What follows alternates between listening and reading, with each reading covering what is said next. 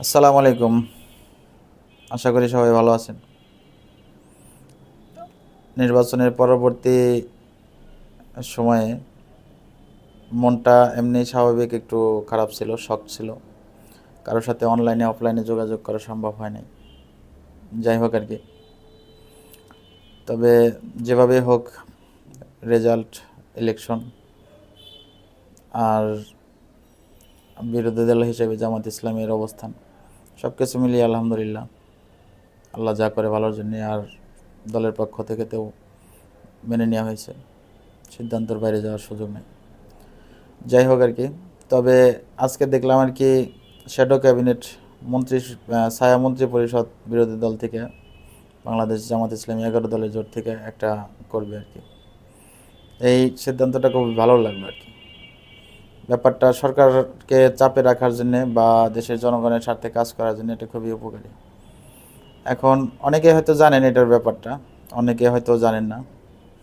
তবে এই মন্ত্রী শ্যাডো ক্যাবিনেট অর্থাৎ ছায়া মন্ত্রী পরিষদ মানে বিরোধী দলের, এটা হচ্ছে সরকার দলের তো সবগুলো মন্ত্রণালয় থাকবেই, মন্ত্রী থাকবেই। এখন তারা কীভাবে পরিচালনা করছে, ধরেন একটা এক্সাম্পল, অর্থ মন্ত্রণালয়, সরকার দলের একজন যে আছে সে একটা খাতে বেশি বাজেট করে ফেলতেছে, অপচয় করতেছে, প্রয়োজন নাই।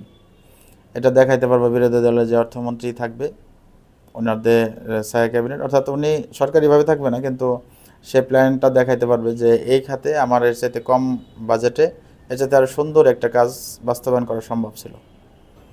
এখানে সরকার চাপে থাকবে, যে মিডিয়া ফোকাস হবে যে তাহলে তো ওরাই মন্ত্রণালয় ভালো চালাবে, ভালো চালাইতো, আর পরবর্তীতে তাদের পথটাও সুগম হবে ক্ষমতায় আসার জন্যে।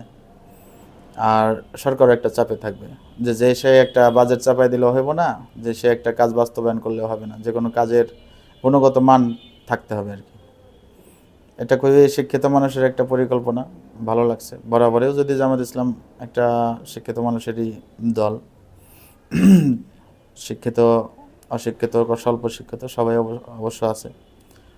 তো যাই হোক আর কি, এ ব্যাপারটা আমার কাছে খুব ভালো লাগছে। বহির্বিশ্বে অনেকগুলা দেশে আছে, উন্নত দেশে, কারণ রাস্তাঘাটে জ্বালাও পোড়াও এগুলা না করে, গাড়ি গুড়ি না ভাঙ্গিয়া, জনগণের দুর্ভোগ না করে, এই প্ল্যানটাও ভালো, খারাপ না, আমার কাছে ভালো লাগছে আর কি।